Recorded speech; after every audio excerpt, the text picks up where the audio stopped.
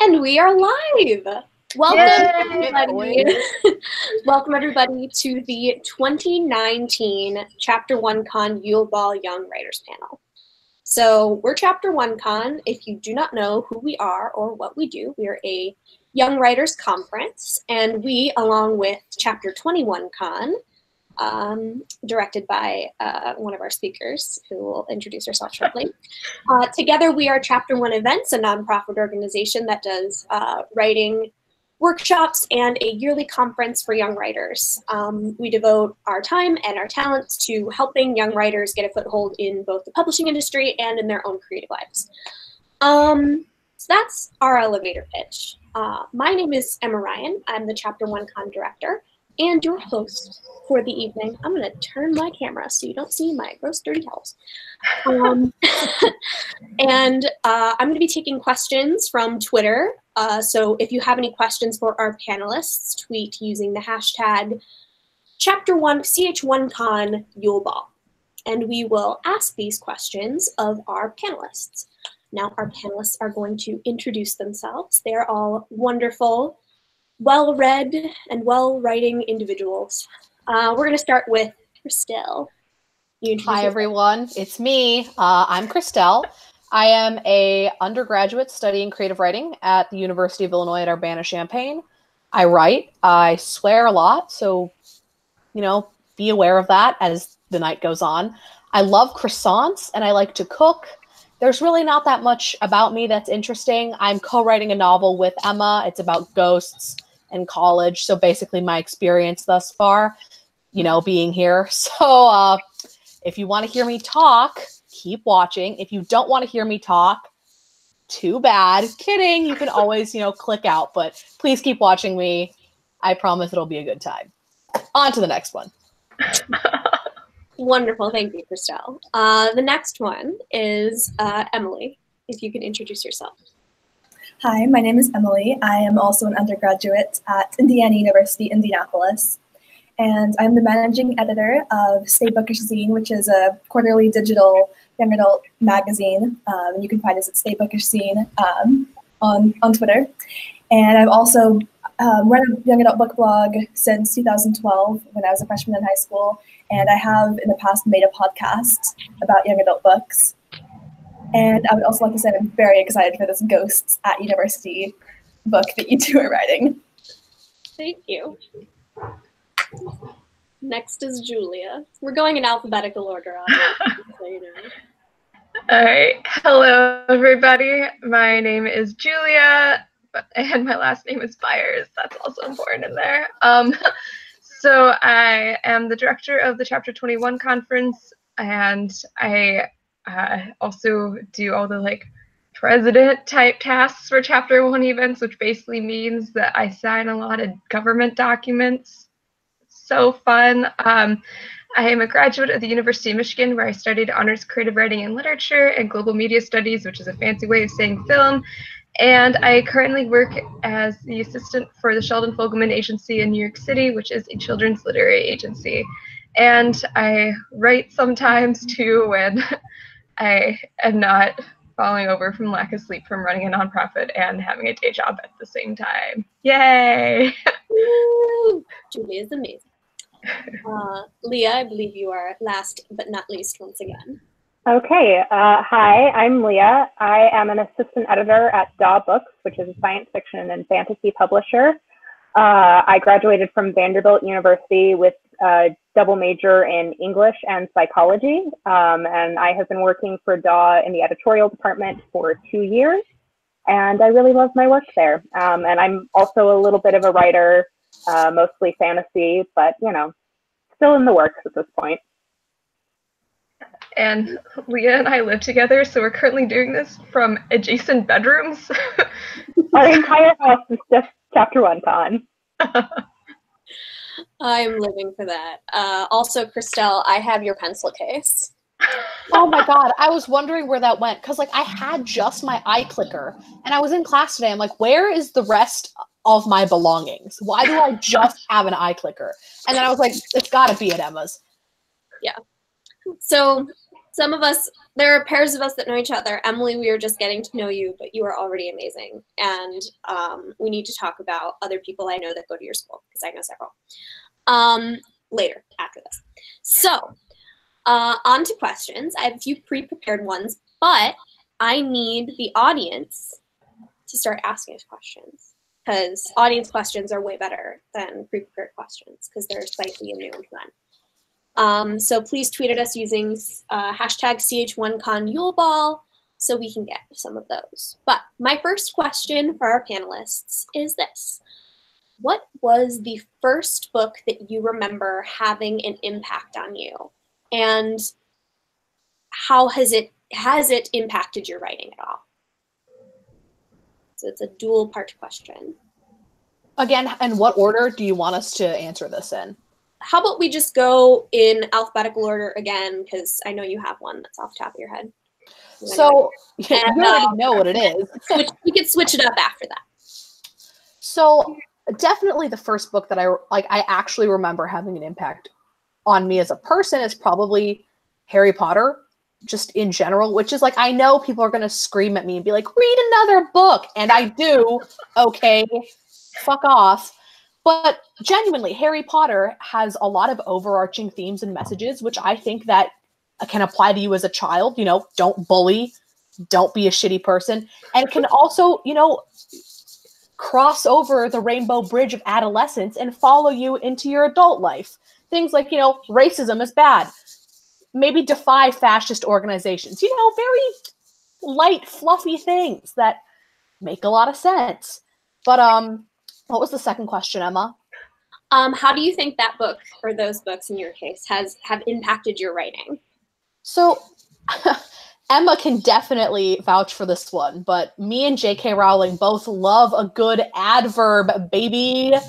And I know that people are like, for the love of God, cut your adverbs. And it's like, but some of them are just so melodious. And you're like, I love them. But I have worked on cutting out my adverbs. But besides that little tick that JK and I share, I would say Harry Potter is one of those books that you don't ever want to emulate or copy the plot of, but you want to emulate the sense of like originality and universality that it has within its pages, which I think, and multiple professors have told me that I do well in my short story work and in my longer prose work. So I'm pretty sure that, you know, thank you, J.K. Rowling. It's been an honor. Like, thank you for teaching me that. Wonderful. Emily, do you have an answer ready for this one? Sure. So are we talking like very first book I ever remember having an impact on me, like way back to when I was 2 years old? Sure. I think the first book that comes to mind is the first book I really remember loving was just Yertle the Turtle by Dr. Seuss. And my mom says that I forced her to read, just in general, read to me for hours and hours on end. And that book especially, I had it memorized, again, according to my mom. I don't remember the details, but I do remember that I really, really loved it. And I actually, okay, so I guess I should have said this when I was introducing myself, but I am not as accomplished of a creative writer as everyone else here. I've dabbled a very, very tiny bit, like in high school, mostly for school assignments more than anything else. So I wouldn't say that I have much of a body of creative writing to say how that has impacted me. But I do think that Dr. Seuss is a great example that I try not exactly to emulate, because he writes totally different types of things than I ever would. But I think it's a great example of being very clear and not using too many words, but still creating something that's very fun, very creative, very engaging. And as I write, like for the web, when I'm blogging or writing anything for school, that's always what I'm trying to do, is be as creative and engaging as I can with as few words and as clearly as I can. So I would say that was the first book that impacted me, and how I still can go back to it today. Mm-hmm. I absolutely agree. Dr. Seuss is so sparse, but creates such like vivid, crazy, weird stories with the few words he has at his disposal. I think like The Cat in the Green Eggs and Ham was like written on a dare to see how few words you could use in a book or something. Like, absolutely. And pulled it off. Yeah, and I absolutely see that just in the writing I've read from you. You are a very like concise, like well-chosen word writer. Oh, thank you. I use Hemingway Editor, the web app, because sometimes my first drafts aren't always like that, but I have to edit it. I feel that big time. All right, Julia, do you have an answer for this one? I do. So my mom used to read books out loud to my sister and me before bed every night, and she didn't do picture books that much. We mostly went straight to novels and like memoirs and stuff. And the books that probably had the biggest impact on me when I was young were the James Herriot books. I really loved animals and I really loved writing from a very young age, and I was convinced I was going to be the next James Herriot. I was going to be a veterinarian for my day job and then write stories about it in my evenings and my free time. And I ended up deciding not to become a veterinarian, but I do still love animals.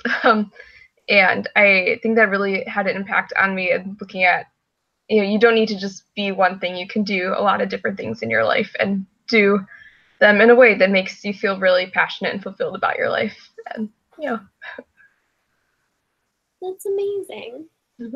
Wait, side note, very brief. Did you guys know it's like harder to become a vet than it is to become a medical surgeon, like for people? That blows my mind. I have a friend who goes to Cornell and is in vet school, and every day she's like, I'm thinking about dropping out and just becoming a regular doctor. I'm like, imagine being so brilliant that you imagine dropping out of vet school to become like a surgeon. Veterinarians don't even get paid well. Like, why is that a thing? It's literally ridiculous. I think, isn't it because you have to know about like more than just human anatomy? Like, you need to know all this different anatomy and stuff, and it's like, it's like there's a million different things. I guess that's true. Yeah. The kind of veterinarian I wanted to be was an exotic animal veterinarian, which would have required knowing like 40 different animals. So oh no. I guess I understand that. All right, Leah, do you have an answer? I do. I actually have two answers, so I'll try to keep it brief. So the two books I've been reading since I was really young, but the two books that I remember having a particular impact on me in elementary school were first The Phantom Tollbooth by Norton Juster, which was just a perennial favorite. I read it almost every year. And one of the things that I got from that is that you really have to have a great motivator for your protagonist and something that's really driving the story. And if you create these memorable atmospheres, people are going to want to keep returning to the story, to get something new from it every time. And the other is a book called The Facts and Fictions of Minna Pratt, which is by Patricia McLaughlin, who most famously wrote Terraplane and Tall, I guess. The Facts and Fictions of Minna Pratt is just one of those books that has just incredible prose and is written in such a precise voice. And I think that that's something that I really picked up from my own writing, from just reading it over and over and over again, to sort of capture that narrative in a way that was really going to really immerse you in the story, and make a really distinct image. That's wonderful. Those are like really concrete lessons. I don't have as like, well, if you want to hear me go off on like my favorite book that impacted me, I wrote this whole long article about Ella Enchanted and how it made me a better writer. Oh my God, I love Ella Enchanted. Yes, it's the best. I actually, right here, I'm gonna do some free advertising for Gail Carson Levine. She wrote a prequel, and no one has heard about it for some reason because her marketing team is bad, I guess. It's really good so far, but I'm obsessed with her. And really quick before we move on, I just want to tell, because you mentioned the Phantom Tollbooth, and I have a little story about the Phantom Tollbooth. Because it was, now that I think about it, it was probably one of the first books that impacted me as a child too, but I've never read it. My best friend had it read to him in kindergarten, and I used to get so bored in math classes because I have ADHD, we later discovered. I would be like, Matt, like, I'm so bored, like, tell me a story or something so I could survive this torment. And he would tell me the Phantom Tollbooth in like 20-minute long chunks for like a month and a half during kindergarten. That's so sweet. Yeah. And I'll say that the lesson I learned from that is the power of like the spoken word and spoken word storytelling, which I indulge in myself as an actress and a person who wants to be a youth librarian.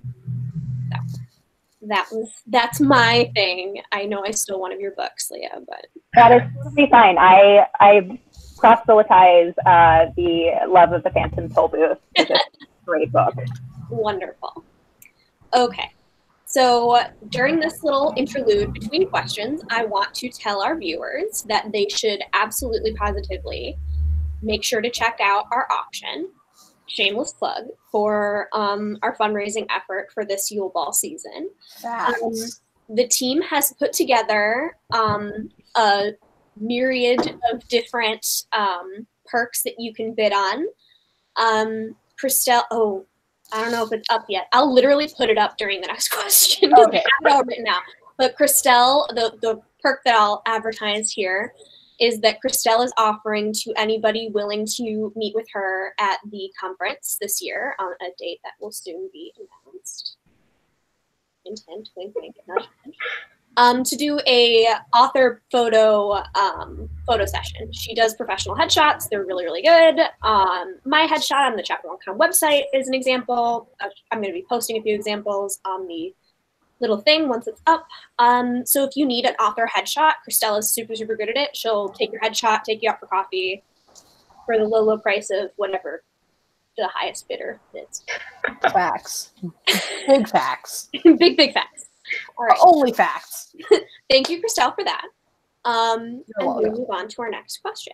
So the next question is, what is the biggest trope in writing that you just love? Like your favorite like storytelling trope in whatever genre you want.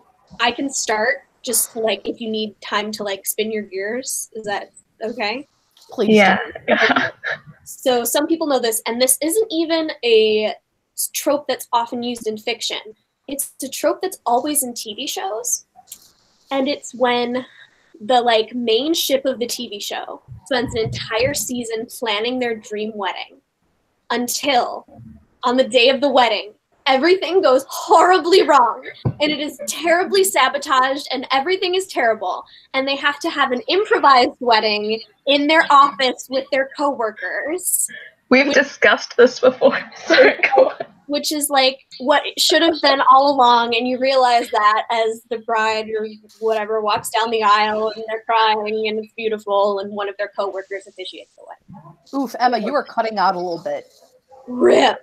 Yeah. Basically, I like the sabotaged wedding trope in television. Can I also add to that the trope where before those two characters get married, they have to like hide their relationship for a while because of like their job or whatever. But then there's this emotional scene where they're like, "No, I don't want to do this. Like, let's just do this for real." Also a good trope. Also a good trope. Strong. Is that Emily? Do you have another favorite trope that you see in fiction a lot that you're just like, yes, this gives me life?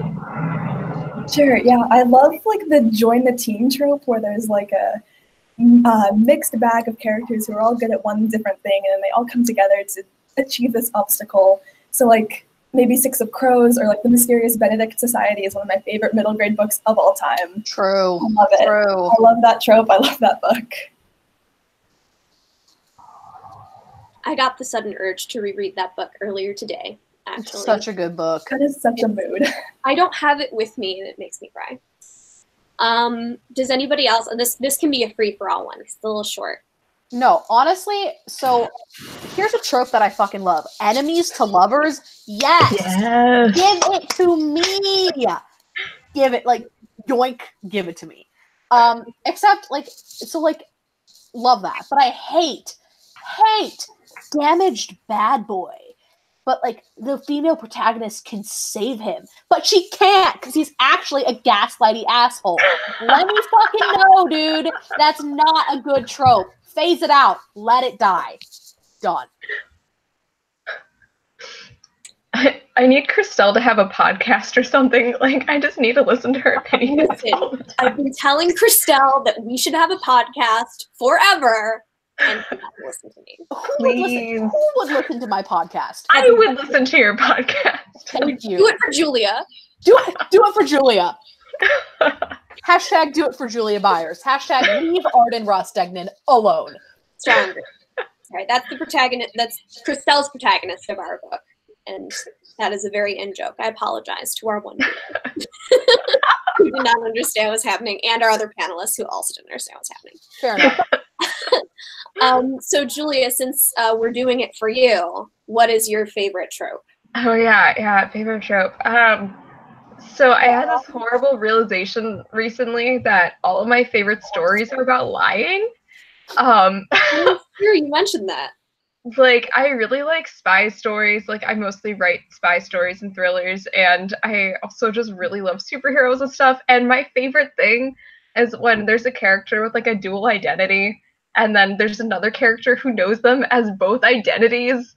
So like, you know, the superhero with a mask on who's like talking to their best friend, but their best friend doesn't know it's them because there's a mask. Like, that is my crack. Like, I will watch and read that over and over again. I love it. And I also just have to go back to Emma's favorite trope, because we've had a discussion about this before, that the sabotaged wedding, like, gives me so much anxiety as like a planner. Like, I feel that. Like, I'll imagine if that happened to me at my like hypothetical wedding, and I'm like, nope, can't think about that. We'll go. I'm like, all that wasted work, all that money, all those man hours, like, I can't do it. That is like nightmare fuel for me. See, I'm such a wild and crazy free spirit that I'm like, hell yeah. Does my wedding get rained out? Fine, cool. I'll just get married on a roof. It's fine. Meanwhile, I would be like, hello, I would like to speak to your event manager so I can fucking stab them. Run for my money, bitch. You canceled my wedding? Fuck no, baby. That's what, if anybody watches Brooklyn Nine-Nine, that is exactly what happened to Amy Santiago and whoever it was that ruined her wedding. I can't remember the exact details. I just started season 2. Come on, you've seen the GIF. You know you've seen the GIF. I haven't. I don't think I have. I think I've seen what you're talking about. All right, Emma's a life ruiner. Now that that's established, let's move on. Well, okay, I'm canceled, so that's cool. Did anybody not answer this? Leah, I feel like I didn't. Yeah. The first trope that came to mind, I love many tropes, but the first one that came to mind is the found family trope. I love that. I will eat it up. Just especially seeing characters that, like, you know, there's a group forming and one of the characters is a little bit younger and maybe has had like terrible parents who have like ignored them or just, you know, been awful people. And like the older members of the group, or sometimes even the younger members of the group, are like, okay, you're my child now. Like, we're going to take care of you. That just, it warms my heart so much, and I really, really love it. Yeah, that's also the Mysterious Benedict Society. I feel like the Mysterious Benedict Society, save the ruined wedding trope, has all my favorite tropes. I think it might be the perfect novel. Anyway, moving on. I'm trying to decide what question I want to ask. Okay, we're gonna continue on the favorites train. So who is your favorite character that you read about in a book? Who is your favorite character you've written about, if you've written about a character? And if you have written about a character, if you have like a OC or a character you've written about, are those two characters similar in anything? Like, would they get along? How about you go first? I need to ponder this one. Okay, so my favorite character is Ella Enchanted. We've mentioned this already. But, so the main character that I'm writing about in the book that Christelle and I are writing together is named Janet Green. And I'm trying to think I don't think that she and Ella are that similar, because Ella is such an extrovert. She's like crazy, dramatic, funny, like Ella would be a stand-up comedian if she were like in the world today. She's like very much a Marvelous Miss Maisel type. And Janet's a lot more like understated and laid back. She's more like the snarky, muttered comment rather than the goofy slapstick joke. But that being said, I think that they would both get along in the sense that they both really are super like introspective and really think about like what they're going through and like really consider their emotional health when it comes to what they're going through. And I really value that in characters because that's something I definitely do. I think a lot about my own mental state and where I'm at. My emotions guide my behavior, and that's the case for both of those characters. So that's my answer. Does anybody else have something in mind, or is this? Yeah, I can go if you want. Cool. So my favorite character from a book that I've read, which I feel like people who have watched the videos with Ch1Con for a while probably know at this point because I always have the posters on my wall. You can see one of them behind me right now. But I love the Hunger Games books, and I really, really connected with Katniss Everdeen when I was a teenager, and I still do when I reread the books, which happens like once a year. Where I also like have trouble like connecting with people sometimes, and seeing somebody who understands that like you can care really deeply about people but also be kind of more introverted and have a hard time telling people how you feel about them, like that really appealed to me growing up. And I also just like how much of a badass she is. Fair. Yeah. And I also like this is like the dumbest thing, but being like 14 or 15 when those books are coming out, I was like a super scrawny little person. Like I weighed like 75, 80 pounds, guys, and like reading about this girl who was also super tiny and everyone thought that she's too weak to do the things she's doing really was empowering. And as for the characters I've written, I feel like I should say like a serious one, but my favorite character probably always will be the character that is like my perspective character within a co-written novel that a friend and I did a while back that we're slowly rewriting. It's just the most ridiculous novel you will ever read, and my character's name is Mary, and she is a spy who wants to be an assassin for all the wrong reasons, where she just like thinks that she would be the coolest person ever if she just ran around killing people. And like she's just like a dumbass. And I think it'd be really funny to put her in the same room as Katniss Everdeen, because she would probably like go up and like try to attack Katniss to like establish dominance, and Katniss would just be like, what are you doing? Like, leave me alone. And it would be a beautiful moment. Yeah, my favorite character I've written is Mary Hart. Okay, brief aside about the Hunger Games, though. Are we, like, going to just gently gloss over the fact that Suzanne Collins just gave up at the end? She was like, yeah, I'm Katniss. I have severe PTSD. My children play on the graves of the dead people of District 13. I will never recover. I was forced to have children with PETA. Okay, goodbye. That was the end. It was like, hello? That ending is something. I think I remember sending you a meme about it. Oh, God. Yeah, I was like, hello? Yeah, that always has, like, rubbed me the wrong way. I'm like, that ending is not it, Chief. Come on, Suzanne. I mean, at least, like, the only thing that I can imagine being worse is if she was like, and then everything was fine. I'm doing great. Everything's great. I'm a white suburban mom now. That's true. I really like candles. Like, that would have been weird. That Suzanne Collins didn't even write Mockingjay. I think it was ghostwritten by someone else. It's just different and not good. Yeah, no, her voice is not consistent throughout it, and it's really weird. Yeah, it's just I like to pretend the last book doesn't exist. Like, fair. It ends at the end of Catching Fire.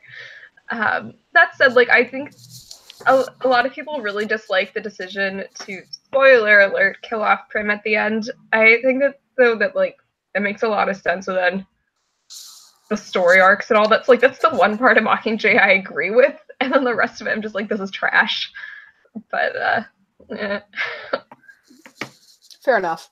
Fair enough. Emily, do you have an answer to this question? If you don't have like an OC or anything like that, you could definitely just answer your favorite protagonist and what you like about them. Okay. Yeah, I don't really have an OC, but she's not really a protagonist either. But my favorite literary character is Luna Lovegood from Harry Potter, which, again, read another book, I know.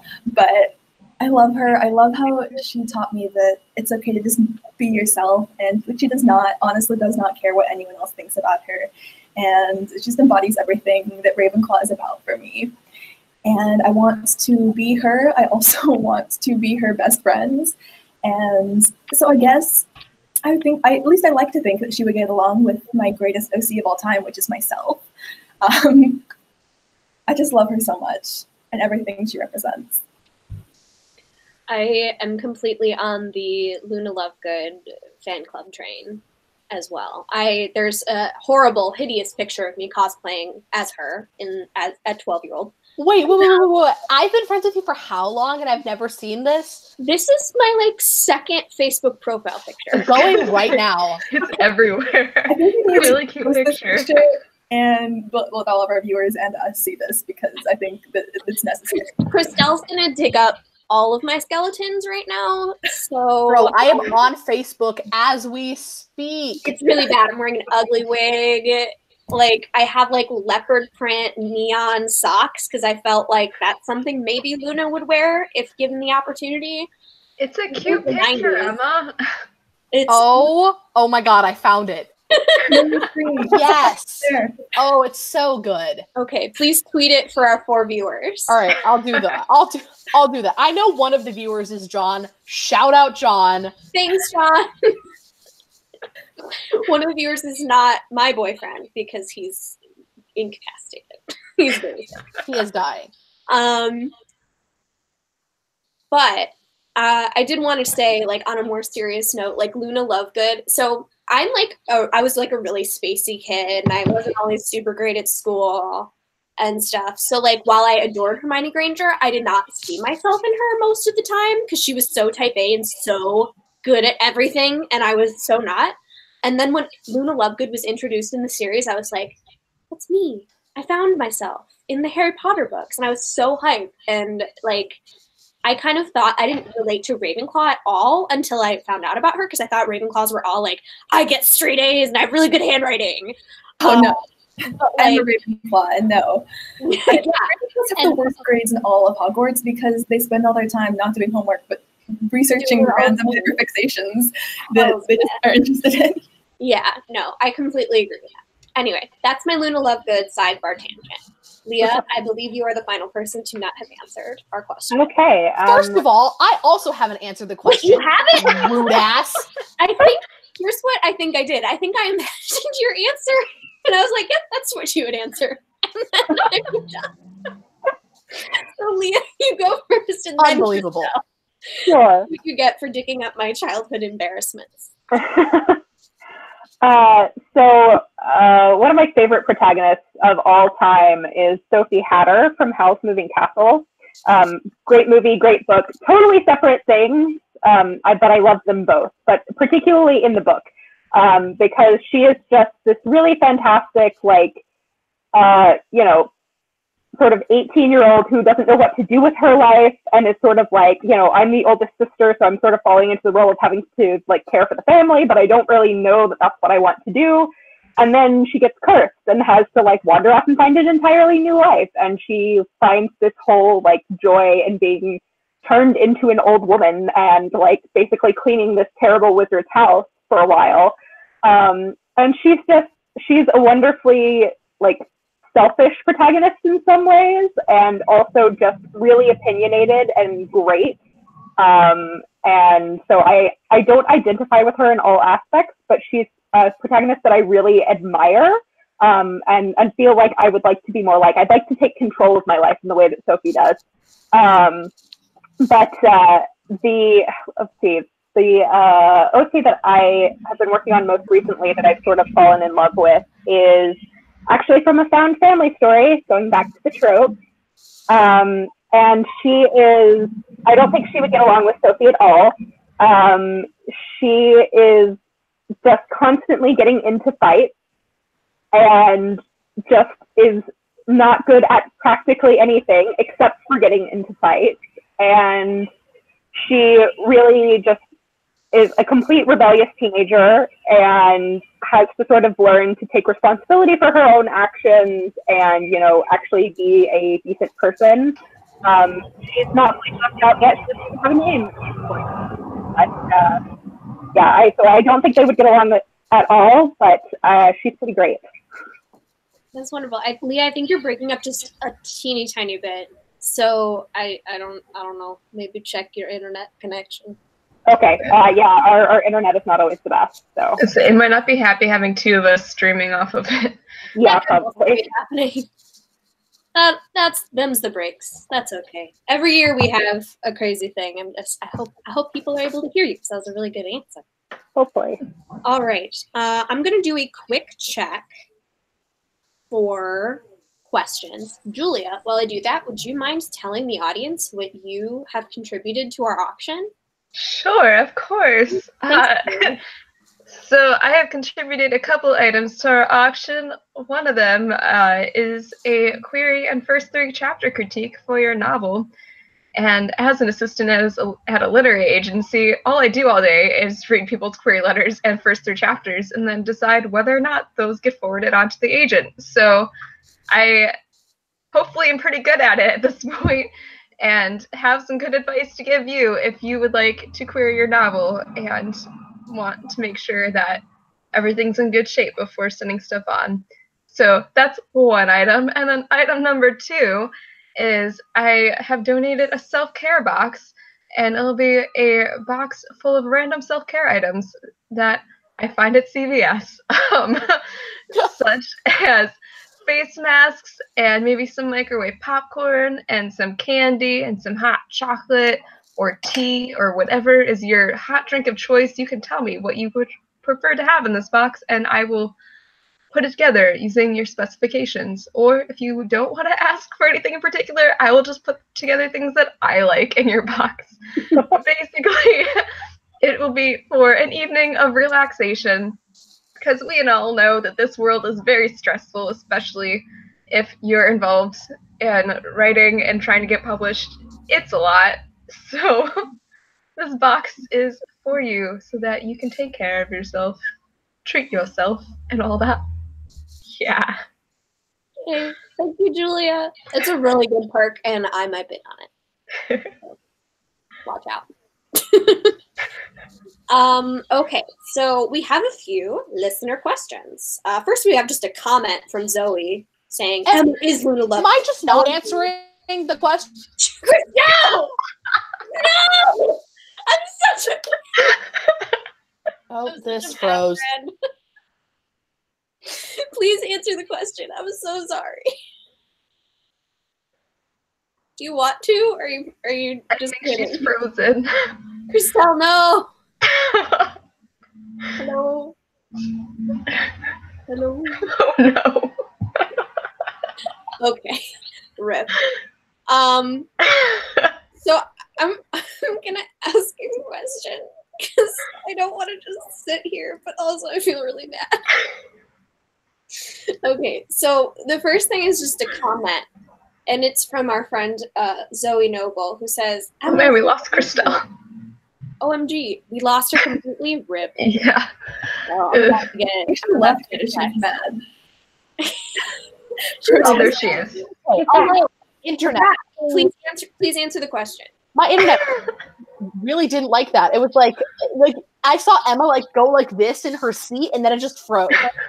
Hello. So the internet is punishing you, Emma, clearly. But I would have to say my favorite character in recent literature has to be Star Carter from The Hate U Give.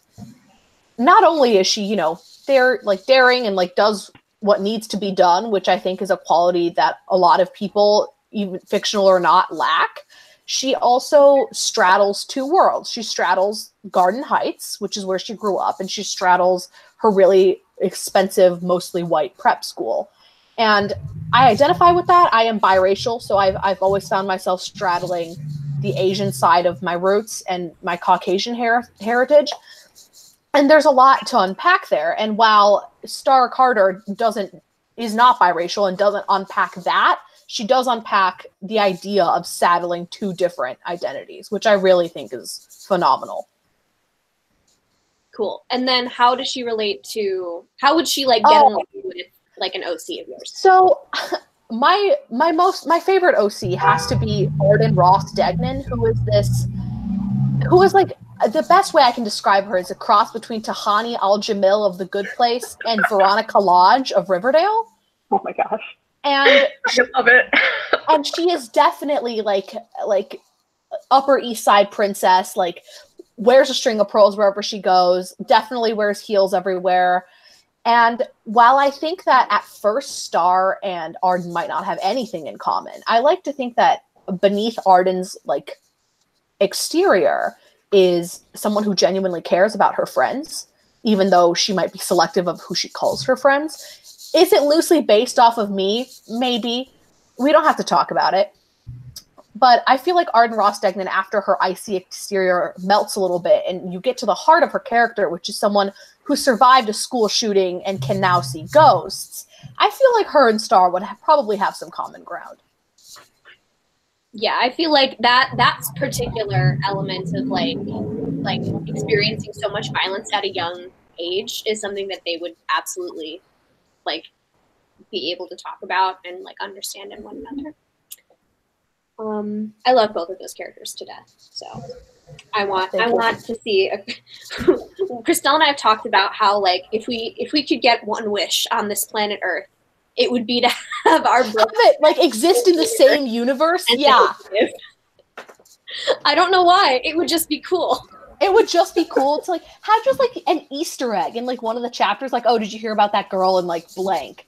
And it would be Star Carter. People would be like, oh, but we don't know Angie Thomas like that, so she did come to our school, and we were both like, we both couldn't make it. Both couldn't go. It was so tragic. So Angie, if you're out there, we're sorry. We missed you. I had such a good question for her too. You could tweet it at her.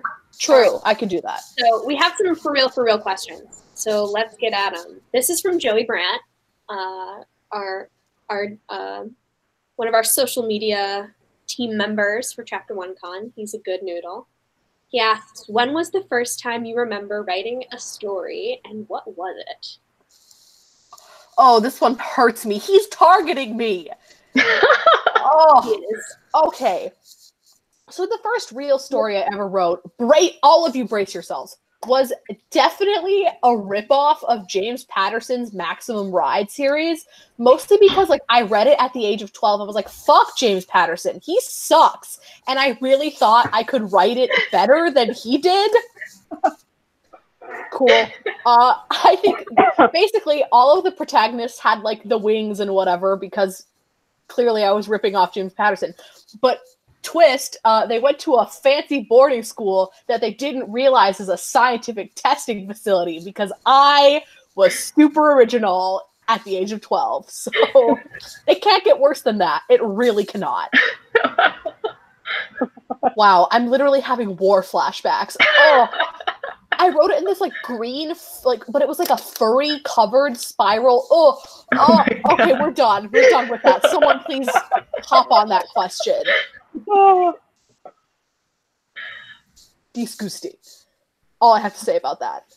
So I know Julia's story, and it's really good. Is it not pen named? No. Oh, I thought pen named was the first one. Yeah, no, you all want me to talk about pen name, but it's not happening this time. Wait. What is pen named? Oh God, now I do have to talk about it. My plan worked. Pen named was my first novel. I wrote it in the 8th grade. Yeah, it was the 8th grade. And it was basically a Hannah Montana knockoff, except instead of being a pop star, she was a famous author, because that's how life works. Authors get famous enough that they need to have a double identity and all that. And there was like this weird like halfway murder mystery thing going on at one point that was definitely not the main plot. It was just kind of there. Her best friend became a pop star. Like, it was like so much. Can I just say that it is the most on-brand thing for you to have murder as B-plot? Like, hello? I'm like, wow, that's the most Julia thing I've ever heard. Yeah, it was like she discovered that her little sister was actually her adopted cousin and had to find out what happened to her aunt. And it was because her aunt got murdered. Oh my god, Julia! Yeah. And the rest of the book was just like this very fluffy, like little like YA rom-com thing where like she has like a little boyfriend and like all this. And this is just going on in the background the entire time. Yeah, so that's pen name. That was not my first story though. So I don't actually like remember starting to write. My mom like loves telling this story about how before I was old enough to know how to like actually write for myself, I would follow her around with a pencil and paper and force her to write down the stories I would tell her. So, oh, that's good. Yeah, so that like I've just always been a storyteller, I guess. Clearly not a good one, but yeah, the first one I like actually remember writing though was in like second grade, and it was like kind of like I thought it was a novel at the time, but it was probably like 5,000 words long. But it was in like a little notebook, and it was about this girl whose like family adopts a dog that she doesn't want, but her parents make her take it for a walk in the woods, and they live like on like a mountainside, like a rural mountainside, and she takes this dog out for a walk, and then there's like an avalanche or something, and they get lost in the wilderness, and it's about her and the dog like learning that they need to like befriend one another in order to survive. And like in theory that doesn't sound that terrible, but I definitely didn't understand how like nature works because I was like 7. So like at one point, again, there was like the avalanche, and then there's like a tornado, and then like there's like a hurricane, or something. Like every like single natural disaster I knew of like happened. Like there was an earthquake, there was a volcano, like everything happened over the course of like 5,000 words in this story.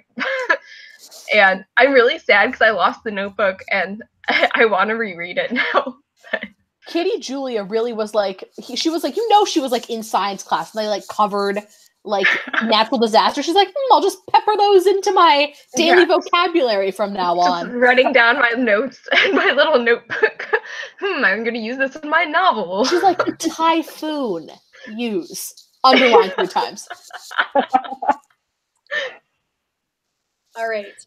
If I'm remembering correctly, both Leah and Emily have not answered the question. Is that correct? That is correct. Okay. Do either of you have answers to the question? Yeah, I can go ahead and answer. I like Julia, probably do not remember the first story that I wrote, honestly. Because as a child, I was always like drawing pictures and writing stories to go along with them. So the first stories that I probably wrote were about like 3 sister frogs, because, you know, also as a child I was super original and, you know, had 2 older sisters. So that was what I wrote about. The first novel that I actually like tried to write at novel length was, I don't even remember at this point. I think it was probably something princess related. I was a princess obsessed kid, so it was probably some sort of like fairy tale retelling, or like princess rebelling against her family and the crown and whatever. Yeah, so that was what I was writing for the first several years. I feel that. I feel that real deep in my soul. Emily, do you have any stories from youth you'd like to tell us about? Well, I've actually never attempted to write a novel. I definitely did the whole, like, when I was a kid, I would like make picture books or whatever. I have no idea what the first one was, but my dad recently sent me and my mom, like, sent to the family group chat pictures of this book that I wrote when I would have been like 5.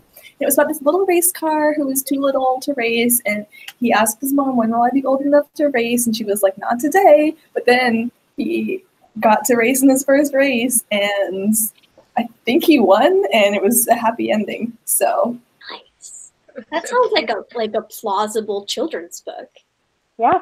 I had vision at the age of 5, and like I can send you guys pictures of it. It was a really good book. And what do you remember what the first book you ever reviewed and posted your review online was? Yes, it was Shine by Lauren Miracle. Oh. I don't think that's how you say her last name. Miracle? Is it? I think Miracle. I think it's Miracle, but I say Miracle in my head. John Green just did a video about her, like mentioning her name a few times, and he knows her, so I assume he probably says it right. So go find that video if anybody out there wants a definitive answer to that question. But anyway. But yeah, that was the first book I ever reviewed back in 2012. It was a horrible review, but I really liked the book. That's good. Do I have my copy here? I only have one book by her, and it's Let It Snow. But I think that I don't know if I read your review of Shine, but I've definitely read a review of Shine, and it seems really interesting. And she actually, Lauren actually commented on my review, which was amazing. That was like for me as a new blogger, posting my first blog post and then the author comments on it. That was a good moment early in my career. That's amazing. Now, if only Gail Carson Levine would comment on my post about Emily Enchanted, I would die. I would spontaneously combust. Anyhow. I think I need to answer now, probably. So, like, probably a lot of people on the chat and probably watching know this, but some of you don't. I had a really hard time writing when I was younger. I didn't learn to read until later than everybody in my class. I still can't spell for shit, and I couldn't spell, like, any English word until probably, like, late 4th grade. And so most of the stories I came up with as a kid, like until 4th grade or so, were not written down. They were games I would play with my sister where we would play pretend, and I'd be like, so here's the story. And I'd be like, so you act out this character, but here's exactly what you got to do. And it was basically like I was like writing improv plays that were also like long soap opera-esque stories about like deserving and winsome orphans or like princesses. I was very into princesses also. Yeah. But the first story I remember ever writing down was I went through this really cringe dragon phase, also in like 4th grade, where I was constantly pretending like dragons were real and that I had dragons and I loved dragons and I read every single book about dragons ever. And it was a book about a girl who had like the mystical magical power to see dragons, and she was like freaking out because there was one like peeking in her window and like trying to get her attention, but she had to like pretend she didn't see it because everybody else would think she was crazy. And that concept has carried over into the book I am writing right now, because basically Janet does the exact same thing but with ghosts. So okay, but I just want to interject. I would read that book. As someone who loves dragons also, like, I don't think it's a flawed concept. It's still in the old dome. I just don't really know what to do with it. But anyway, so that is the answer to that question. Let me find another. I should have been doing this in the interim, but I wasn't. Okay, Hannah Levine has a question. She has asked, what do you do when you get in a reading funk? What about when you have writer's block? So feel free to answer both or just one, whatever strikes your fancy. Christelle, would you like to go? This is what do you do when you're in a writing funk, and what was the second one? A reading funk, or when you have writer's block. Like when you just like, I haven't read something in so long, it's hard to pick up a book. So I think as a creative writing student, you don't get that luxury. Like whether or not you want to read, you will be reading a shit ton of literature, be it like really awful short stories that you never want to read again, or really compelling novel excerpts. So I don't know that I've ever been in a reading funk. However, when I have writer's block, I usually just ignore it and watch Desperate Housewives, like a lot of Desperate Housewives. And then something will happen that's totally innocuous in Desperate Housewives. And I'll be like, shit, I should write. even though it will not connect to the plot. It won't connect to anything. It'll just be like Brie Vandekamp bakes muffins, and I'll be like, it's time, and I'll like shut the TV off and I'll start scribbling. Has absolutely nothing to do with anything, but there you have it. So, viewers, write it down. The cure to writer's block is Desperate Housewives. Emily, would you like to go next? I'm just going to go in alphabetical order. Sure. So when I'm in a reading slump, normally what I do is I say I'm going to intentionally not read a book for fun for like X amount of time, usually like 3 or 4 days. And I'm very intentional about it. And instead, I'm going to focus on studying Spanish, or spending more time on that, or spending more time writing blog posts, or if there's a school project I need to focus on. And I think just being really intentional about not reading a book for fun makes me miss it. And then I just, whenever I do go back and start reading a book again, I try to make it one that I think I'll enjoy. And to deal with writer's block, mostly what I do is I just schedule, if I need to write something, I know I do my best work first thing in the morning when I wake up, so I just try to schedule my day around it, and that helps me. I wish I could think in the mornings. That sounds nice. I wish I could think in the evenings. So Emma's brain does not function until noon. These are the real facts. That's the real tea. My brain's broken, guys. It's fine. But your strategy for intentionally taking a break, that's something I did last summer. I intentionally was like, I'm not going to write this summer. I'm going to focus on X, Y, and Z things. I failed a class in undergrad, which was a very embarrassing and traumatizing experience for various reasons. And I was like, I'm going to buckle down on these various things, and I'm going to take a break from writing. And over that summer, I got so many good ideas because I wasn't feeling guilty about not writing the project I was working on. So I got lots of ideas and didn't some of the pressure of feeling guilty about not writing was, I think, kind of hurting my creativity a little bit. So I think that strategy is how I got over writer's block for me. So sneaking my little answer in there. Julia, would you like to go next? Yeah.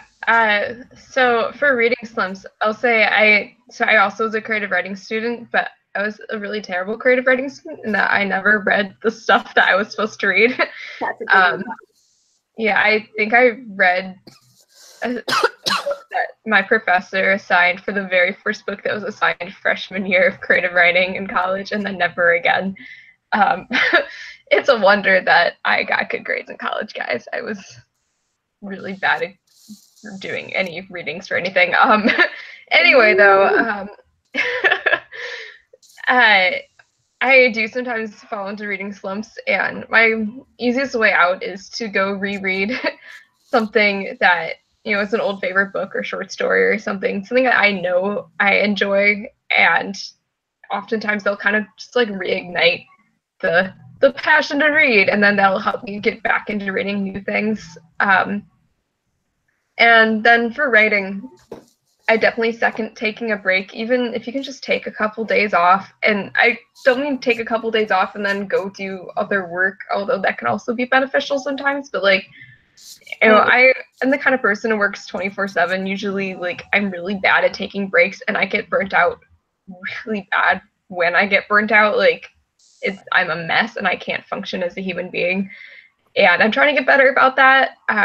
But when it does happen, it helps to just take a couple days where okay, this weekend, I'm not going to do any work. I am just going to order in some food, or I'm, going to go out to a movie, or, go to a museum or something. Just do fun, relaxing activities. Maybe go for a run or something.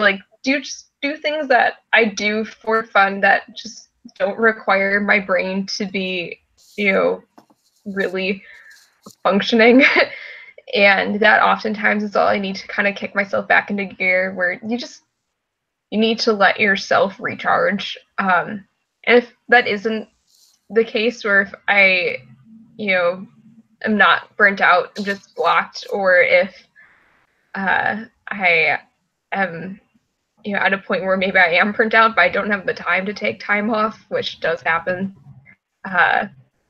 It really helps to kind of approach work from a different angle. So like if you're really struggling with a scene in a story you're writing, go try working on a different scene, or try writing it in a different format, where it helps me a lot to, if I'm struggling with a scene in like a novel or something, to just write all the dialogue first and kind of have like stage directions for what the characters are doing, rather than writing it in prose and then going back in and layering in the prose afterward, and just doing whatever you can to get into a different headspace. I have like a few different types of projects I work on, where I've got the novels and short stories and screenplays and stage plays, and like I've always have like 6 different projects going on. So if I'm really struggling with one project, I'll just go work on a different project, and utilize your creative brain in a different way, because it'll be a different format. And yeah, I feel like I'm rambling. I apologize. No, you're rambling. You always have good advice for that subject.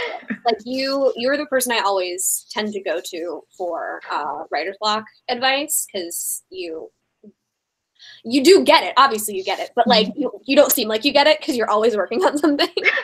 Thank you. I aspire towards that.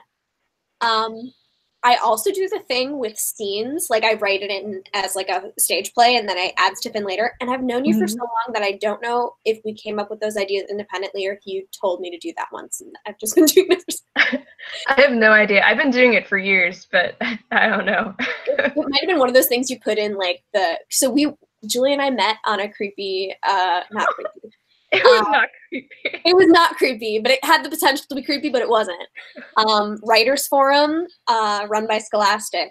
And honestly, you might have just posted once, like, here's something I do, guys. And I just picked it up, and I've been using it ever since, subconsciously. And I would have posted about it if I was doing it at the time, because I posted about everything, because I thought it was so special and everyone needed to pay attention to me. It was awesome. I like knew about like these high schoolers and their lives. It was really as a dressed up as an 11. Anyway, so just I'm gonna interject really fast. There's a chat along with this video that I did not know existed. And people have been asking us questions. Oh my God. And like, that's what I just laughed at, because I just saw that. And I was like, oh. I was looking at Twitter. I'm like, no one's talking. There's some spamming going on up there. Like, there's viewers, but no one's talking to each other on Twitter. And I was like, this is so upsetting. And then I found this chat. So I have more questions, just to let you guys know. I believe Leah still needs to answer this. Yeah, so when I get in a reading slump, my strategy is generally to just keep picking up books until I find one that sticks, which is a really terrible strategy, because then I get myself in the middle of like 5 books, and it's not good. But it tends to get me out of the reading slump when I finally find something that just really clicks with whatever it is that I'm wanting to read at that point in time. And I also try to like diversify across genres as well. You okay, Crystal? I think I inhaled like a makeup particle that's just in the air, because I'm constantly doing my makeup, and I almost died. Y'all ever just deep throat some foundation? Anyway, please continue. So I like to like sort of vary genres when I'm stuck in a slump, just in case like I really want to be reading literary fiction, and I've been reading a lot of fantasy recently. Especially recently, I've taken to like picking up comics or graphic novels when I'm in a reading slump, because they're really quick and easy to get through. And then I can feel like I'm sort of making progress on my reading goals, if I get through them quickly and then pick back up with whatever I'm reading. But I do not advise using my method, because like starting 5 books and being in the middle of all of them is terrible. Would not advise. And then as far as writer's block goes, if you have good strategies for combating writer's block, let me know, because I'm in the middle of like a year-long slump of writer's block. So that's not the best. But I tend to find that, like a couple of others have mentioned, that it's best for me to just take time off when I'm really feeling blocked on a particular project, or like just feeling like things are not working. And the writing does eventually come to me. It may not be for that project. It may be something totally different. But just taking the time away from it, is enough to sort of get those creative juices flowing again. And, you know, I'll be sitting on the train one day and suddenly I'll have like, you know, a phrase or a paragraph come to me and then I can start writing that down. It hasn't yet developed into any novel-sized projects since like I've gotten into this bit of writer's block, but it's a good way to at least keep those creative juices flowing and sort of keep me in the habit of writing. I think that's a really, really good idea. That's something I started doing getting into undergrad, and undergrad forces you to do it because it's all short stories. But I think it really helped me motivate myself to work on like my passion project, which is the book I'm working on with Christelle. Absolutely. Another suggestion I wanted to give just on the topic of reading slumps. I have learned, I get into reading slumps pretty easily when I'm reading like for fun because I read so much for school.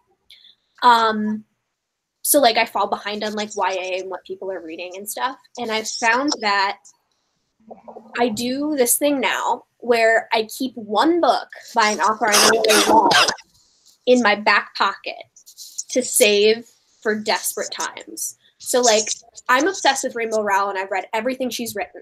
And up until like a few weeks ago, I had only not read Landline. And I was like, I'm saving Landline for when I am in desperate need of something to kick me back into like the reading mode of living my life. Because I know I'll burn through it and love it and like want to read something else. And that's what I did over break. And it was wonderful. And I loved it so much. And people who say it's a bad book are wrong. So that's my advice, my hack. So Kira has asked us several questions, and the first one I want to ask you guys, because it's a quick one, and it's one we ask every year, and it's one of my favorites, is what is your OTP? Does anybody have one like right off the bat? Raise your hand. So many. I don't know. You know, I can do one. So, I mean, there are a lot of OTP qualifiers, but the one that has been coming to mind a lot when people ask this question lately is Jude and Carden from The Cruel Prince, which Leah and my other roommate forced me to read, where she kind of just like shoved it into my hands, was like, read this book, and then I devoured it in like 2 nights, and I'm obsessed now. And Jude and Carden like are the ultimate like, not even like hate to love, they're like hate to hate in a different way, but then they like make out along the way, and I love it. And yeah, I love those books and I love them. So. See, that's been on my list for a while, and now that it has a Julia endorsement, You gotta read it. So good. Does anybody else have one? So I came up with one, which, not to go back to Howl's Moving Castle, but to go back to Howl's Moving Castle, Howl and Sophie are just such a great pairing, and they are both terrible people at various times, but also, you know, they put everything on the line for one another, and it's just so lovely and wonderful. And also they're the kind of couple that like snipe at one another constantly, which I just love. Couples that snipe at one another constantly. That's a trope. That's a mood. Yeah, it's another one of my favorites. Emily, do you have one? Sure. So, not to go back to Harry Potter again, because again, read another book. But I just think that series is so like there's so many good ships in that because the characters, we get to know them so well, and there's so much fan fiction about it. So Draco and Harry is a very popular ship. I ship that very much. But an underrated ship that I ship for the same reasons is Ginny and Pansy. I think that I also love enemies to romance, and it makes sense to me. I love it. And there's not enough fan fiction about it, so if you have recommendations, please send them to me. Viewers, please help Emily. Please. I'm perturbed. Do not help Emily find more fan fiction with Ginny and Bantley. What's wrong with it? Okay, so here, read Carry On by Ray Morrell. That's my Carry recommendation. On is such a good book. Carry On is canon, and Harry Potter book number 7 is fan fiction. That's all I have to say.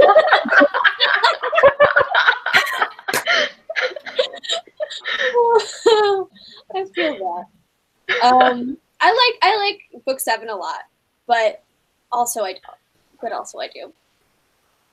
It's a complicated relationship. Anyway, I have some problems with the ending, with that epilogue, but it's yeah. okay. At the time, I didn't. At the time, I was like, "This is it." I was very much like, J.K. Rowling is divine inspiration. What she says is law. I cannot be critical of the Harry Potter books when I finished it because I was in 5th grade. Like, I didn't know how to be a critical reader really yet. Since then, I've had some qualms, but like my initial, like my gut is that the Harry Potter books are perfect and no one can change that. Book 7 is canon until the epilogue. The epilogue is not canon. Yes. Like, Cursed Child is not canon. It's all fan fiction. Okay, the first child canceled. However, don't come after the epilogue too hard. I have the epilogue like tattooed on my body. So like, let's chill. I like All Was Well. That Yeah, it's a good line. I love that sentiment. But the fact that Luna did not end up with Neville was something that upset me. Anyway, And Christelle. the fact that there's a character named Albus Severus. Oh yeah, that's canceled. I'm sorry. No. Well, I almost think that that's such a good example of Harry being so messed up. Like, Harry's so messed up. And we never really go into how messed up Harry is, but like that's just like a really good example of how absolutely fucked it was. Anyway, Christelle, what is your OTP? I don't have one. Rip. Not a single one. I don't know why, but like I don't actively ship characters or like think about.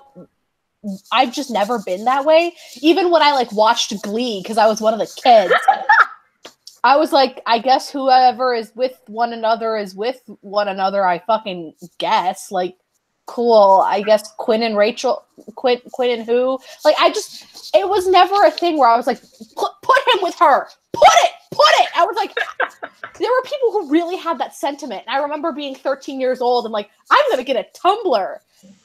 And I was exposed to a lot of things, including like Dean and Castiel, like one shots. I was like, whoa, what's this? But I never once was like, I want that to happen. I was like, these people clearly do, and good for them. You do have no TPs though. Like I know because we watch Riverdale together. What are some no TPs of yours? Like they cannot be together. No more. I've had it. They don't have any chemistry on screen. All like we get it. Archie has abs. Ooh. Fucking okay. That doesn't mean that they look good when they kiss each other on screen. Next, Veggie is better than Varchie, in my opinion. That's all I have to say about it. Next. Thank you very much, Christelle. Thank you for your input. I have thoughts. You asked me to be on this panel because you know I have thoughts. Capital THOTS. Yes, thoughts. you do. There's somebody commenting in Spanish on our video, and I don't. Oh no, it's Spanish, or it might be Spanish. I don't speak Spanish, guys. Somebody did comment Illuminati, so that's fun. A stranger that commented Illuminati and then left. That's cool. Where are you guys finding these comments? You need to go to the YouTube video of us talking, mute it, and then answer the question. But I'll see if I can translate to Spanish. It might not be Spanish. It might just be nonsense words. Or real words that I'm just not reading correctly because I'm having a hard time focusing. But here. Okay, so Kira asks for book recs of recent books. Oh, I got you, Kira. Let me know in the comments when you have like a pencil and paper ready, because I got you. Hopefully, let me know. Let me know, Kira. We've never met Kira, and Kira's a dear friend from the Write It days, and I miss her very much. So I hope she's still out there because True. I know that I miss her. She's the coolest. And Kira has lots of book recs. Kira is also a very big book blogger and reads. I think Christelle and Kira might actually be tied for the fastest readers I know. I read pretty fast. This is so true. fast. Kira writes so fast. Oh my god. God, I wish that was me. Kira won NaNoWriMo in less than 2 weeks one year, I'm pretty sure. Like, it was so fast. How? It was done.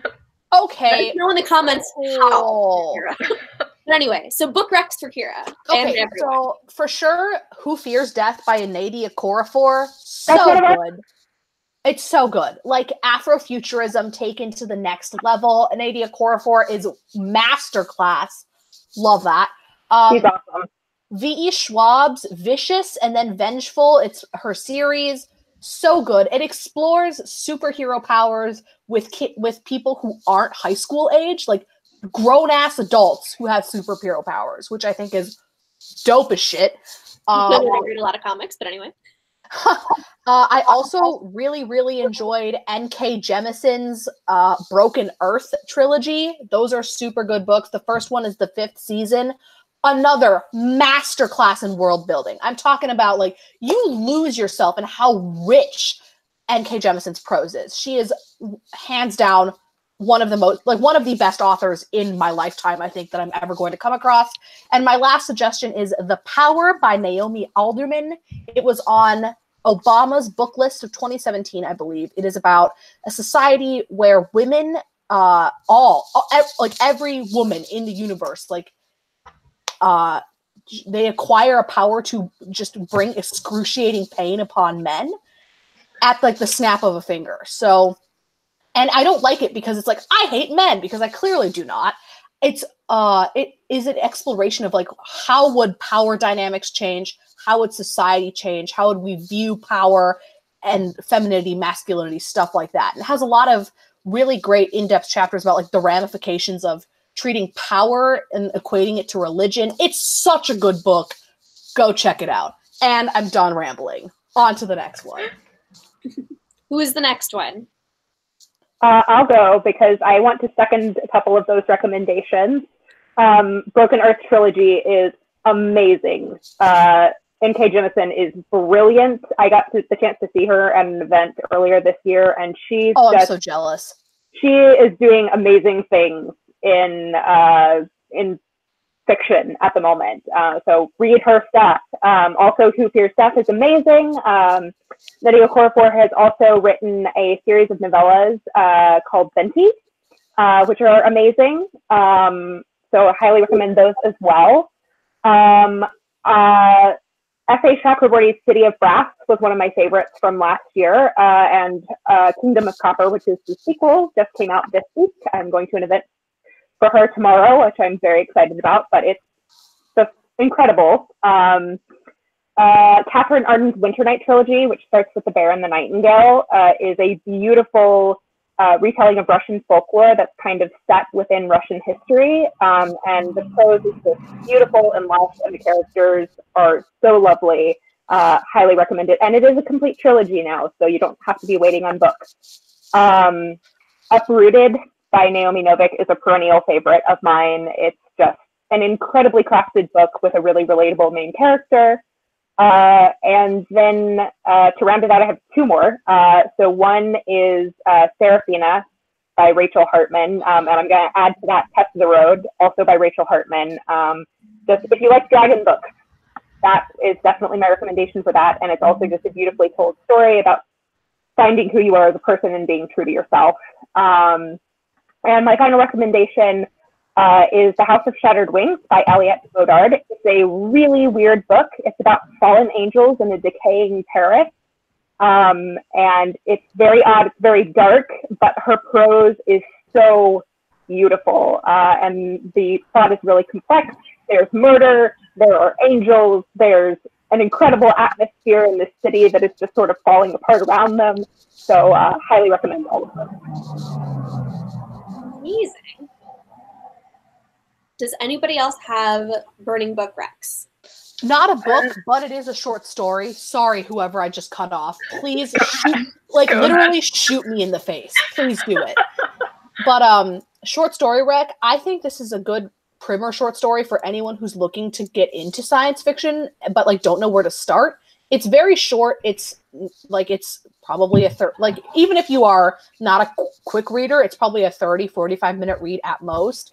But Bloodchild by Octavia Butler, whew, goddamn, all I have to say about that. Octavia Butler is just so incredibly good at everything she writes that, like, even if you weren't to check out her novels, like, check out her short stories. They're super good.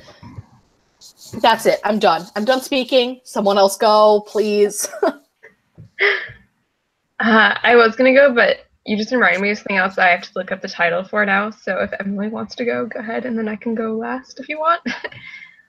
Okay, you said burning book recommendations. I think I was reading the comments when you first asked the question. Yes, burning book recommendations. Okay, I actually do have one of those. Ish stuff that you've read. Like, it doesn't need to be new, but like, what's something you read recently that you're like, everyone must read this? Okay, so I'm currently reading Radio Silence by Alice Oseman, and I am obsessed with this book. I'm like halfway through, and from I think like the first chapter, I just loved it immediately. And there's just something about it, like I feel like it understands me in a way that I can't quite articulate. It's about two teens like making a podcast and like navigating friendship and figuring out like life as they start to apply to uni. And I've been talking about it on Twitter, and I feel like it's a common experience. Like this book a lot of people say it like means something to them, but like they can't fully even say why. And I just feel like I see a lot of myself in just the way this book makes you feel. Not even in like a specific character, but just kind of like pieces of each character and kind of the mood that it gives off. Anyway, I love it. I was late to the Alice Oseman train, but I'm fully on board now. Can't recommend this enough, and I'm like halfway done, and I already recommend it so much. Okay, quick note. Do you like know her or know someone who knows her? Because we've been trying to get her to like maybe potentially, maybe not even speak at Ch1Con, but like work with us somehow, because she got published when she was really young. And like, I know I've tried to contact her like a couple times and it's never like, worked. Like, I don't know if she just hasn't seen it or like I'm contacting the wrong people or whatever, but like, do you? I don't, not off the top of my head. I can like ask around and see if I know anyone who knows her. Please do. She seems so cool. And Radio Silence has been on my list for a while, so thank you for recommending it. All right, Julia, it is your turn.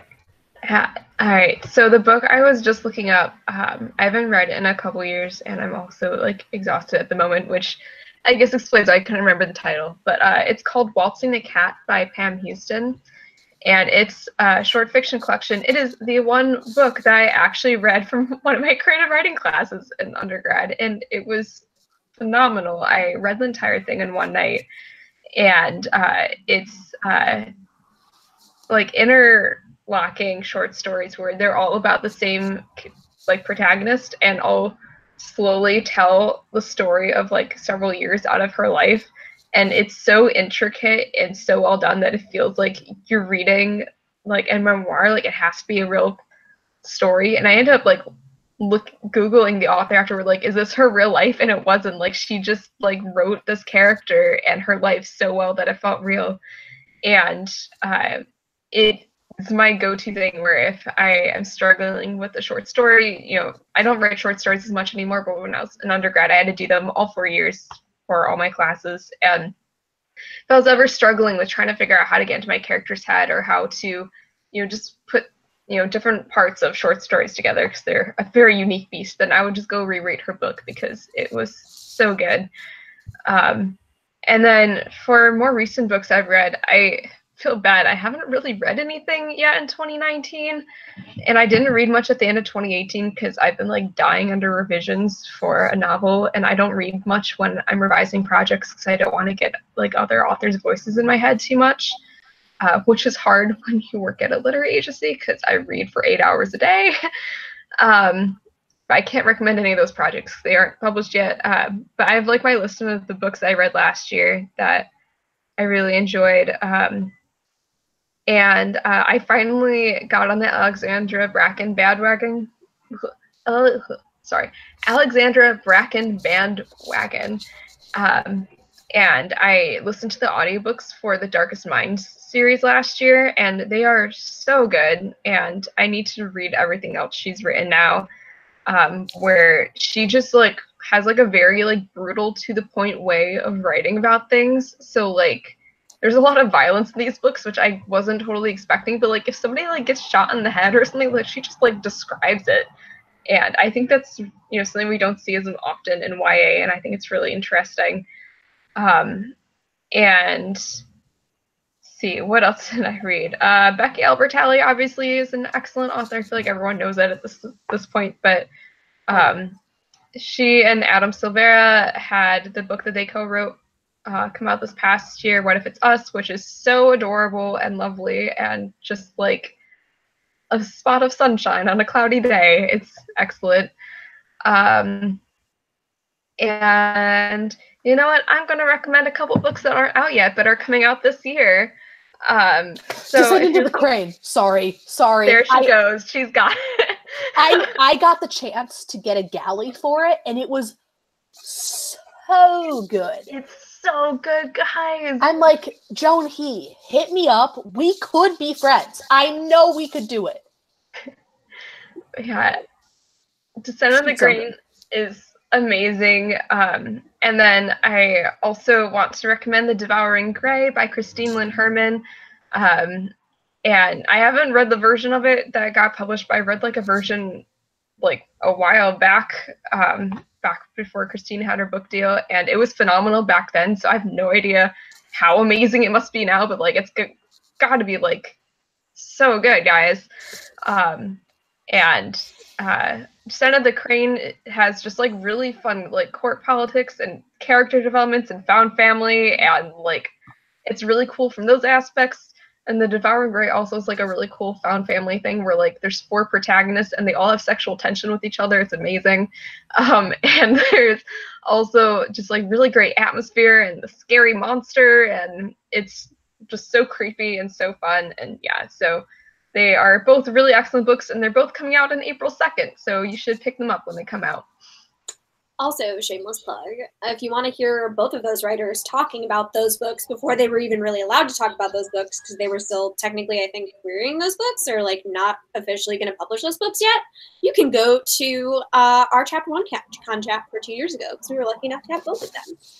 Also, if history serves, we're all going to be published in like 2 years, because that's what this chat does. There we go.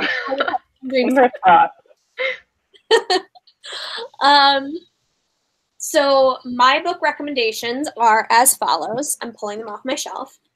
An Absolutely Remarkable Thing by Hank Green. I know it's hyped so much, but I felt it lived up to the hype. And I really liked it because it was about, Christelle's making a face at me because she doesn't understand my Green Brother obsession. But I think John Green is vastly overrated and slightly annoying, but listen, that's true, but I still love him, and The Fault in Our Stars is still very important to me. Anyway, we'll have this fight at home. Sure. But this book is like new adult, which I was not expecting, and it's really good new adult. And Julia, especially, I think you really like it because it's the protagonist is very you. It's just like a worked millennial in New York, and then something crazy. I hear that. Leah has set out her copy of it for me, so I need to go pick it up in the living room and read it. It's enjoyable. Good. I loved it. Also, Christelle, this book is completely different from the way John writes, so I think you should give it a chance. Do not discount a brother for another brother's mistake. oh my god. And then, okay, also, I'm gonna be very honest with you people. I am so hungry. So just if my stomach like makes a noise, just know it's me. I promise we will be wrapping up within the next like 20 minutes or so. So that was not for me to be like end No. it. I'm literally like about to eat my hairspray. So like if you're like, oh, what's Christelle gnawing on off screen? That's what it is. You just need more of the foundation floating in the air. Just gobble it right up. I pay way too much for that foundation to have it be in my stomach, to be honest. TBH. So my other recommendation, this is kind of, I wouldn't say old news, but it's definitely been hyped a lot. The Hazelwood. It came out a while Is that my fucking copy? It's not copy, but maybe it's not. Maybe I've just had it for so long. You had that like my freshman year. I left it with you, and you're like, it's mine now. Oh, it was yours. I'm so sorry. I've been looking for that too. I'm sorry. It's right here. Unbelievable. But here's the tea with this. Our lovely friend Joey has donated a copy of this to our auction, which you should all be checking out. Link in the bio or in the doobly-doo in the description. And I think I'm making this decision in the moment, so bear with me. I think that if you donate any amount to Ch1Con on like the PayPal I'm going to start, or if you are a person that bids on something in our auction, you will be entered to win the copy. Sound good? So like any price donate, you can donate $1, you can donate $1 bazillion. It enters you to win the copy of the Hazelwood. So all y'all watching, donate at least a little something, and you will be entered to win this. Does that sound good? Cool. Thanks. I did a Blue's Clues there, and I got the audience answering me. Oh, also, if you're looking for a book on writing craft, I'm always recommending books on writing craft. And Lamont. And Lamont's Bird by Bird. Do I still have my copy here? No, I don't. I left it at home. It's so good. Christelle and I had to read some Anne Lamott for a class, and I worship at the altar of Anne Lamott. She's amazing. But also, I worship at the altar of Gail Carson Levine. This book is amazing. It changed my life. It's this and like Julia and all the other writing people are the reason I'm still writing. I probably would have given up forever ago if it hadn't been for this book and for those people. So, final plug for a writing-related book. Steering the Craft by Ursula Le Guin is also an amazing writing resource. Agree. Ursula Le Guin is a queen. She is a goddess, and I love all of her work. Fantastic. Oh, so our next question. So we have one more normal question. I'm sorry to anybody whose questions I did not get to. Rip. We always go over time, but I don't. Obviously, everybody's like hungry and stuff. Like I'm hungry. Like I haven't eaten dinner either. So we do need to wrap up like within the next few minutes. But I have one more question that's a serious question and one question that's a silly question that we always end with. So here's the serious question. And it relates to something Julia mentioned a little while back. The question is from Melissa Durant, who is a new friend. If you're watching, hello. Nice to meet you. I'm glad you found us. And her question is, as a writer, how do you choose books to read on your time? Read on your time to help support you in your current work. So, like, how do you, like, if you're working on, like, a project, how do you choose the books you read to help support that project? Or do you do that? And then, Emily, I know that doesn't necessarily apply, but how do you choose the books you want to review? Because I'm really curious. Like, how do you make the decisions on what you're going to spend the time on to review it? Like, do you read books that you're like, I don't really want to read this, but people are going to want me to review it, so I have to read it? Like, that's what I'd be interested in hearing from you as an equivalent question. Anyway. Anybody can go. I'll start because I actually do have an answer to this. So recently I was working on a project that was fairy tale based. And so when I was working on writing that, I was filling my reading list with a lot of things that not only were fairy tale based stories, but also the original fairy tales themselves and also some history about the collection of fairy tales. So I was working off two slightly more obscure Grimm fairy tales, The Six Swans and Fitcher's Bird, which I highly recommend you checking out. Six Swans is one that's slightly better known. Fitcher's Bird is a really weird variant of Bluebeard, and it's the weirdest thing you will ever read, so go read it. But I was also at the time reading a book about how the Grimms collected their fairy tales and about the women who provided these tales for them, because a lot of these tales were told orally initially. And so that was a really good basis, what I was writing at the time. And then it was just helpful for me to be reading not only like novels that are based on fairy tales, but also like short story collections that have sort of fairy tale elements in it, to just sort of gain some inspiration from what other people are doing currently. Like I was reading The Starlit Wood, which is a short story collection that's fairy tale based at the time that I was writing it. And it gave me some really good insights into, you know, how people were talking about the role of women in fairy tales and how, you know, they're reclaiming agency and things like that. So it was a really good way for me to sort of see what other people are doing with similar subgenres and sort of respond to that and craft my own writing a little bit better. Awesome, thank you. I'm sorry, I'm on the wrong page here. I was looking at the comments and I wasn't sure what was happening for a second. All right, amazing. Does anybody else have thoughts on this subject? Yeah, I can go if you want. So I don't know how useful my answer is going to be, though. Like I mentioned before, I generally, if I'm, you know, neck deep in a project, if I'm drafting or revising, I don't read a ton during that time, which sounds really counterintuitive and probably is, but it's where I'm at. Because I don't want those authors really influencing me, where I don't want to accidentally steal things from their projects. That said, you know, I do want to read sometimes in my life. So right now I'm revising a YA thriller. So, you know, when I do read, I am reading stuff that's really different, you know, very slowly, but, you know, I'll steal 15 minutes to read for fun here and there. And so right now I'm rereading one of my favorite YA rom-coms, which is Anna and the French Kiss, which obviously is very different from a YA thriller because it's just this fluffy little globe-trotting friends to lovers book that is just absolutely adorable. And then I'm also reading some of the early run of the Miles Morales comics because I really loved Into the Spider-Verse, and I like reading comics when I'm working on projects because they're so different in format from what I'm working on. I also sometimes, you know, will read poetry or scripts and stuff like that, where anything really that is just really different from what I'm working on, so I can separate what I'm reading from what I'm writing. Yeah. Awesome.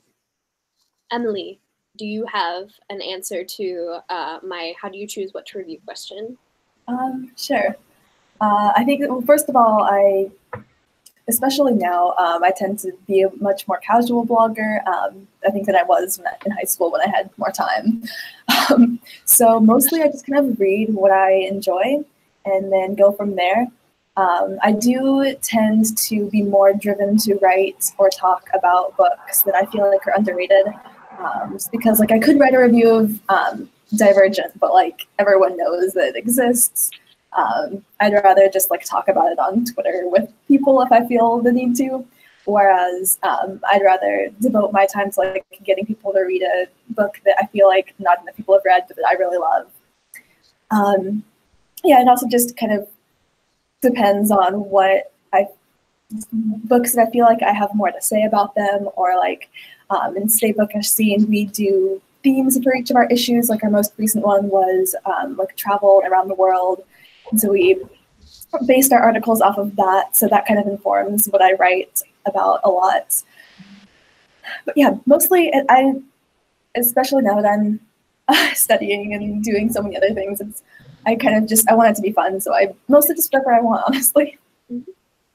And really quick, this is kind of a non sequitur, I'm sorry, but what are you studying right now? I'm always curious to know what big writers and readers study in college. So I'm studying marketing and international business. I went to business school because I wanted to work in book publishing, maybe on the marketing side. That was what I was thinking whenever I came here. Having some existential crises about it because being in my third year of the program, it's crisis time.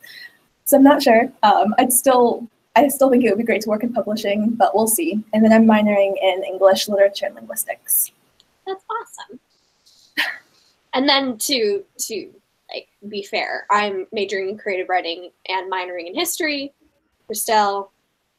Majoring in creative writing, and I'm getting a minor in art and design with a concentration in photography.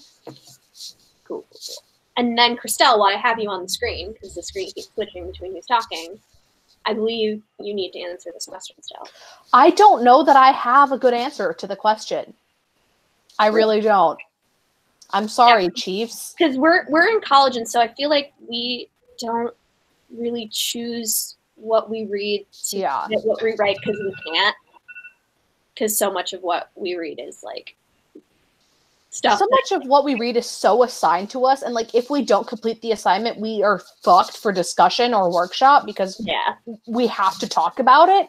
So when I do have the choice to pick things that I read, it's usually things that are come highly like people give it like such great reviews that I can't help but pick it up, or I'm always drawn by a really well-designed cover. I do work for a really large ag tech company, and as like for my 2 years working there, I've learned that design is a huge it just makes a really big difference in whether or not people like or buy a product. And it's true for ag tech shit. It's true for pretty much everything. And it's 100% true for books. If a cover is ugly, I'm not going to read the book. Which sucks because authors have nothing to do with their covers. But if I'm not enticed by a cover, I'm probably not going to read the back cover or the inside flap. And then I'm never going to pick it up unless it's like recommended to me. I feel that. I'm the same way. We're all guilty of it. Has anybody not answered that question? Just double checking. Okay, we're good. Awesome. So before our last question, I want to first of all thank all of our viewers. You guys are fantastic. There's all 10 of you. You're so great. We love you so much. Please go check out our auction if you're interested. Like I said, even if you bid like $1 on something, you'll be entered to win a copy of the Hazelwood. So that's really cool. I also think I might give away one of Julia's things that she gave, which is like, there's a gift card. Oh my god! Yeah, I forgot about that. Yeah, I'm still willing to give that away. If not, I'll don't. Go for it. We all have one maybe sitting, but if you don't have one and you want one, do. So go for it. Yeah. If you audience want a Barnes Noble gift card, is what I mean. Bid on something, and if you bid on something, even if you don't win it, you will get the chance to enter to win a Barnes Noble gift card. So that's my last plug for our auction. I know it's probably annoying, but we really, really appreciate the help.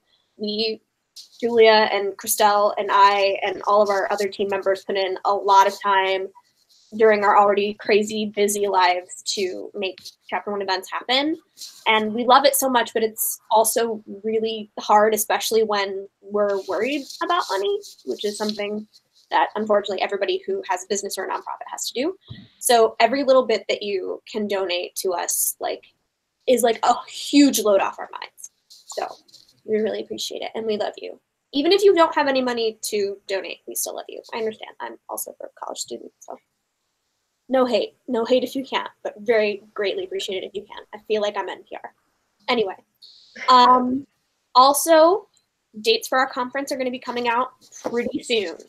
I can't give you an exact date that we will be revealing the date, but it's soon. I just got an email, Julia, that I need to forward to you. Yay! So that code for it's coming soon. Please keep an eye out for that. We'd love to have you. We're also having Chapter 1 camps if you are between the ages of 12 to 18. Those are going to be available to you.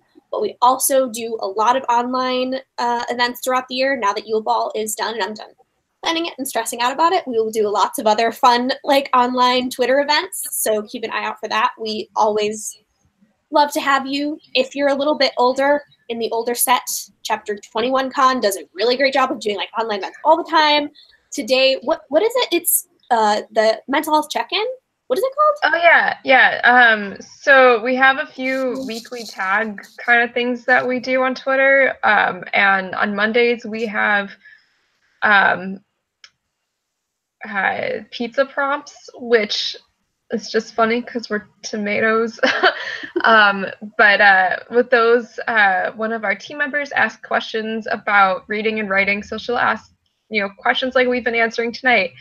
And you can answer them on Twitter and be part of the conversation about that kind of stuff. And then on Wednesdays, another team member does the Chapter 21 check-ins, where she will ask a question relating to mental health, and we all answer those. And a lot of it is, asking what is the self-care activity you're going to do for yourself today? And what's your favorite book to read when you're stressed out about life and like stuff like that. And it really just helps everyone to kind of take a step back and really reevaluate and keep centered in their lives and all that. And then we also run monthly Twitter chats, which are on topics relating to writing, so that we can discuss things, like how do you do plot structure and what it's plotting versus pantsing and all kinds of stuff. And we also have a monthly virtual write-in, which is on Saturday nights. And during that, we run writing sprints, and we help each other talk through like plot problems we're having in our books and character problems and any problems we're having. And we also procrastinate a lot, which is very fun. So yeah, that's what we're up to every month.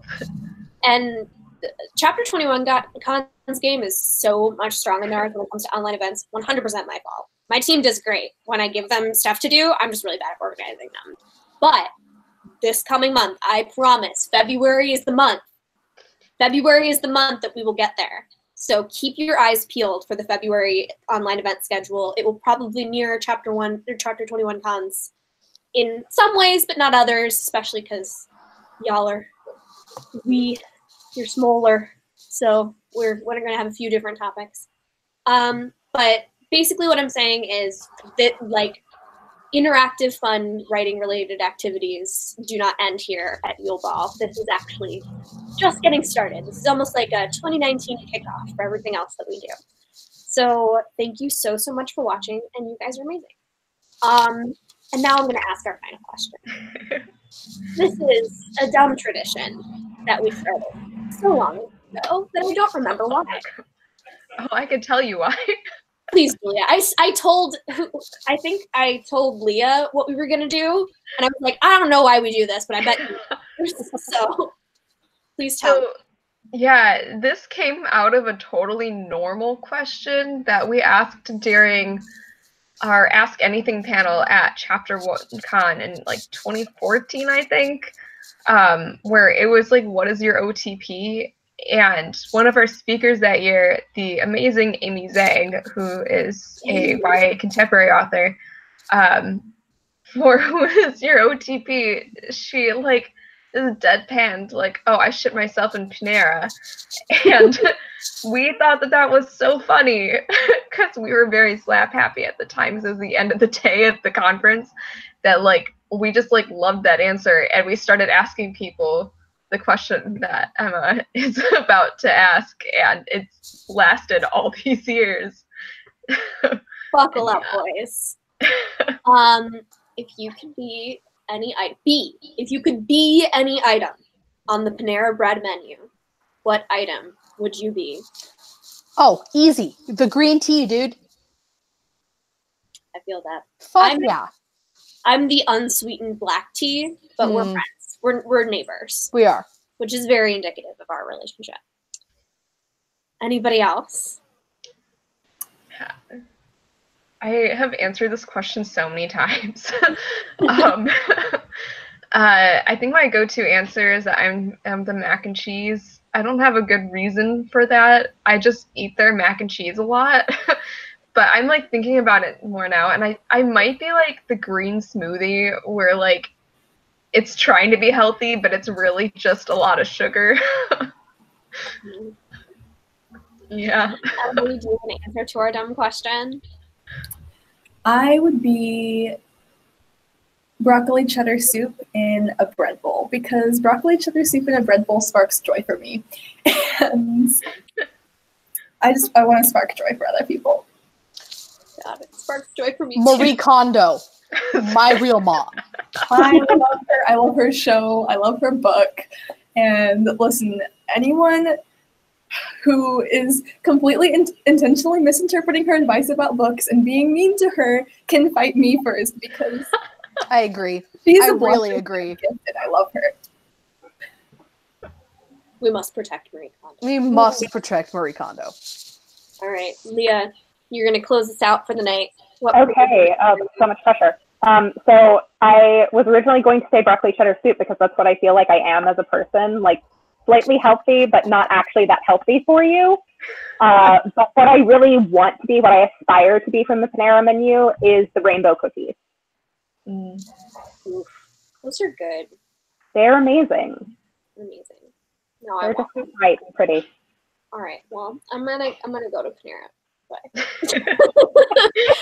All right. For real though, thank you guys so much for watching. You're all amazing little humans. Please follow us on Twitter if you don't. I imagine most of you do because that's probably how you found out about this. But if you don't, follow us on Twitter. Follow us all the places. We love you. If you want to continue these conversations in like comments or on Twitter, please continue to do that. I know I'm going to go through all the questions we weren't able to answer on Twitter and answer them for myself. If the other speakers feel like doing that, they can. I can't force them to do it. They're here because they're being nice. Except I can't promise everyone will do that, but they can. And feel free to answer each other's questions. That's always fun. I always love it when that. So, love you guys. Everybody say goodbye. Bye. Bye. Bye.